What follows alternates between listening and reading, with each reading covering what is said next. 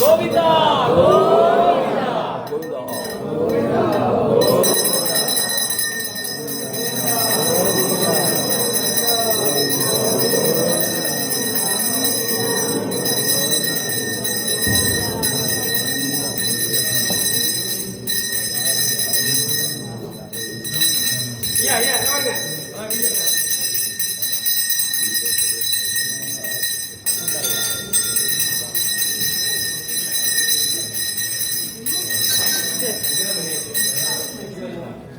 எல்லாரும் சேர்ந்தாப்புல பிரார்த்தனை பண்ணீங்க. எல்லாருக்காகவும் சேர்த்துதான் அர்ச்சனை. பக்த மகாஜனானாம் சர்வாபீஷ்ட சித்தர்த்தம் லோகக்ஷேமாபிவிருத்தர்த்தமஸ்த மங்களாவாப்தர்த்தம் சர்வாபீஷ்ட சர்வகாரிய ஜெயமங்கள பிராப்தர்த்தம் குமாரீணாம் குமாராணாம் விவாஹ பிராப்தர்த்தம் பிரதிபந்தன தோஷ நிவர்த்தர்த்த சமஸ்த மங்களாவாப்தர்த்தம் சர்வாபீஷ்ட சித்தர்த்தம் சர்வகாரிய ஜெயமங்கள பிராப்தர்த்தம் சர்வாபீஷ்ட சித்தர்த்தம் ஸ்ரீ பக்திராஜ சுவாமினே நமः. ஓம் பக்திராஜாய நமः. ஓம் வைணதேயாய நமः. ஓம் சத்வாய நமः. நிகிலேத்யாய நமः. நலலக்ஷ்மினே நமः. நிகிலேத்யாய நமः.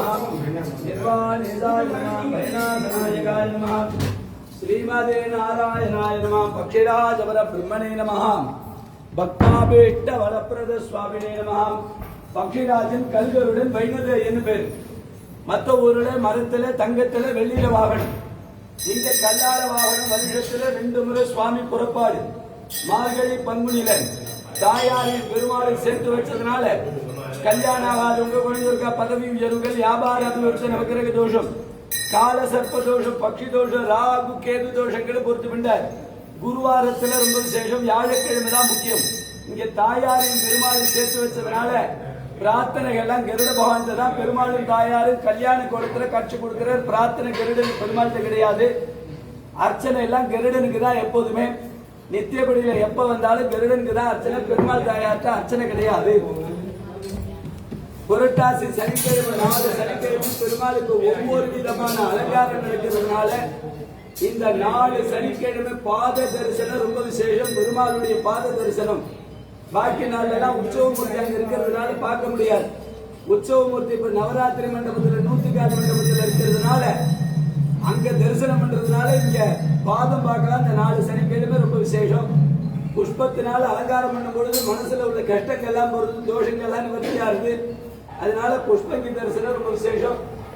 கல்களுடன் மார்கழி பங்குனி சுவாமி புறப்பாடு அன்னக்கூட உற்சவம் இந்த சனிக்கிழமையில நடக்கிறது ரொம்ப விசேஷம்.